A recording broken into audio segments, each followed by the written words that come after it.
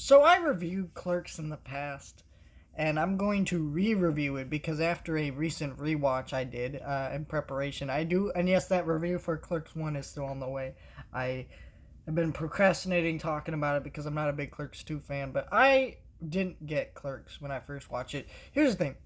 I watched Chasing Amy. I watched Jay and Silent Bob Strike Back, Mallrats, these other movies. And I like them significantly more than Clerks. I didn't quite get Clerks.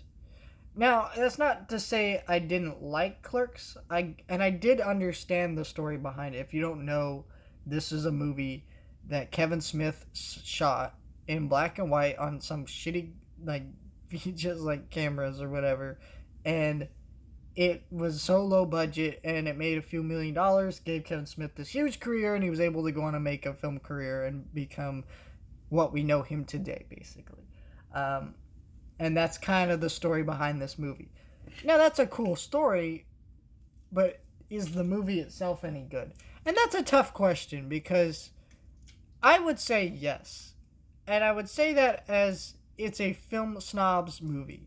It's not really a movie that you're going to show to anybody. You know, you have to love movies to get this movie. And they have to, actually love movies. Not like, oh, you just like watching movies. No, you have to love the filmmaking process. And that's why I really didn't get this movie until I watched it again and read more about this film.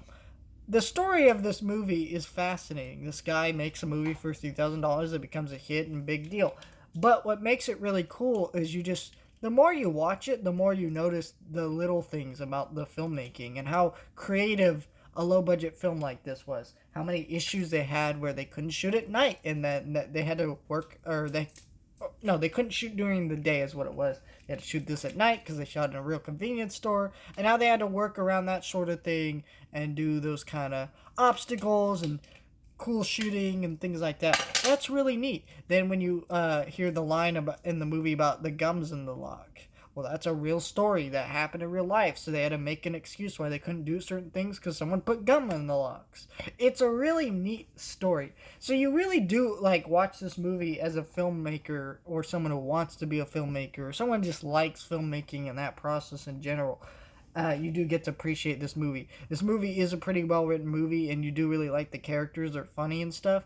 But really, no one who doesn't really love film will like this movie. And that's just kind of the strange thing about it. It's a really fantastic movie for what kind of film it is, which is a film lover's movie. And it's weird, and that's kind of what art house films are. And in a weird way, even though Clerks doesn't feel like a normal like indie art house movie, it kind of is. And that's something really neat about it. And this is why at one point Kevin Smith was considered to be the next Martin Scorsese, by a real film critic called him that. And that's kind of an interesting idea. Unfortunately, that was a very misguided statement, and it wasn't really the best statement. And also, I don't think Kevin Smith ever wanted that title or wanted to be something like that. He just wanted to make the films that represented him and what he was going through and what in his life, and he still does that now. And I think that's interesting. It's a director taking you on a journey of what he likes, and I don't know. It's just kind of interesting movie.